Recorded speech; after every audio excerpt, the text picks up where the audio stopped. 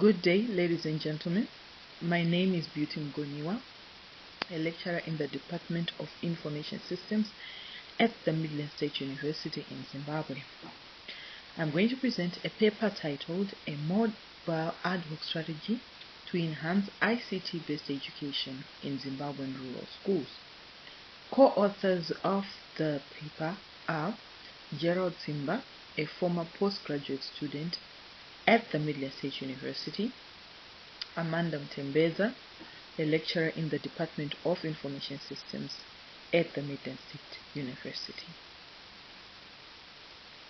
The research was motivated by an identified digital gap between rural-based societies and urban-based societies. This digital divide further manifests between rural-based schools and urban-based schools. Rural-based schools are not able to set up ICT-enhanced learning environment due to, among other factors, poor income, lack of infrastructure, lack of access to ICT tools. However, this is different from what is seen in urban-based schools, where some semblance of e-learning can be achieved. For this research, a rural area in Makoni East in the Manicaland province in Zimbabwe was selected. This area is remote and virtually no ICT infrastructure exists to set up any ICT enhanced learning environment. This has resulted in further marginalizing of the rural population to take advantage of the information age. And this was the main problem that motivated this study. The main thrust of the study aimed at trying to find a way to implement ICT-based education, yet bypassing the need to lay down expensive infrastructure. To achieve this,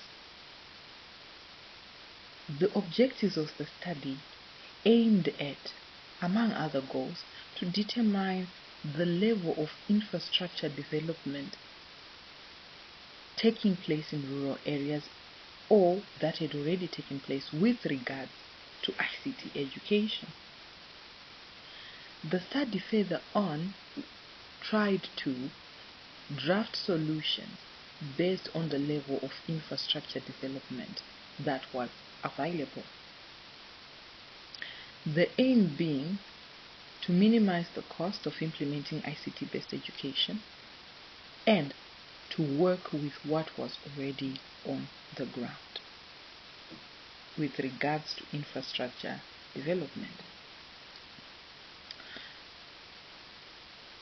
4 data collection methods were pursued, which included technologies, observations, questionnaires, and document analysis. Teachers and school heads were included in the target sample. Document analysis conducted a review of the current curriculum content to ascertain if a provision was in the curriculum for ICT education for learners. It was noted that ICT education had been made mandatory for all learners, urban-based or rural-based, from preschool level. However, the government recognized that there were disparities in terms of infrastructure development, access to ICT tools, that some students were only getting the theoretical knowledge without getting the practical knowledge. Thus, ICT as a subject was taught in both rural and urban-based schools, yet it was not examinable due to the disparity in access to the required tools.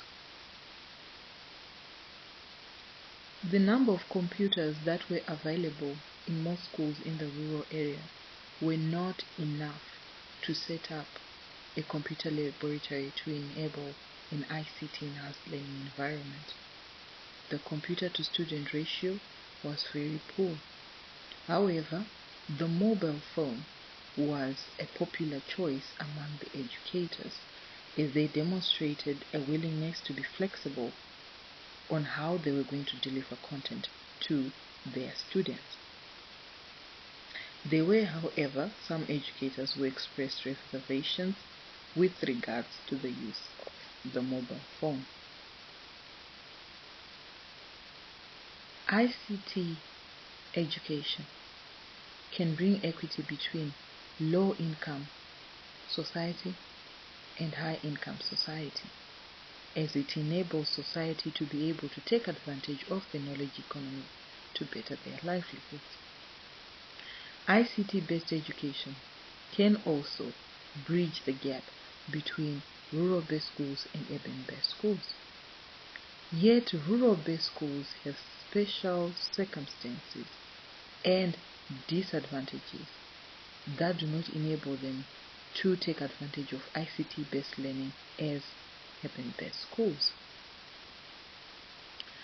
There is need for creative solutions in dealing with rural-based schools. Conventional models on adoption of ICT learning in schools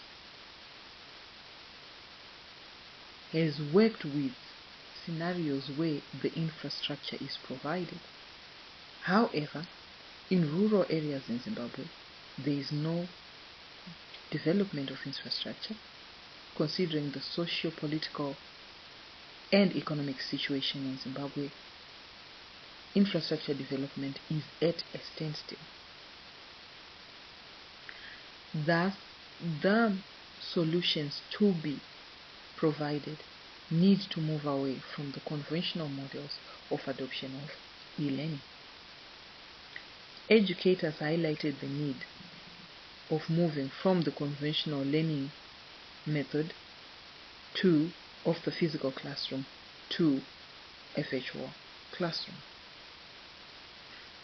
Challenges for ICT-based learning implementation in rural areas include lack of building facilities, with some classes in rural schools being conducted outside due to lack of the classroom facility. Some schools in rural areas implement the hot sitting strategy, where some students come in the morning and some students conduct school in the afternoon. Thus, rural schools are not in a position to be building computer laboratories. The lack of computers, with a very poor student-to-child ratio being seen in most schools. Lack of electricity due to load shedding, or the lack of connectivity and lack of electricity infrastructure. There is also lack of administrative support from the part of the school administration, with the school administration not giving priority to ICT policies that would have been set up.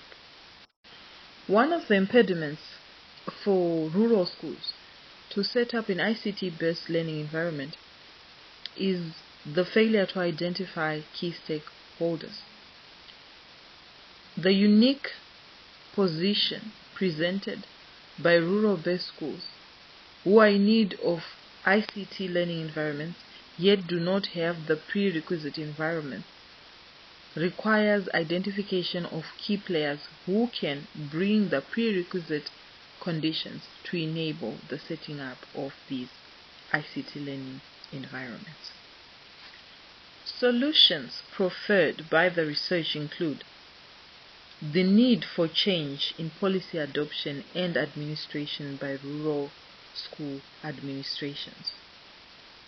A strategy was formulated to mitigate the high cost associated with infrastructure development. The structure includes provision for students to bring their own devices for learning,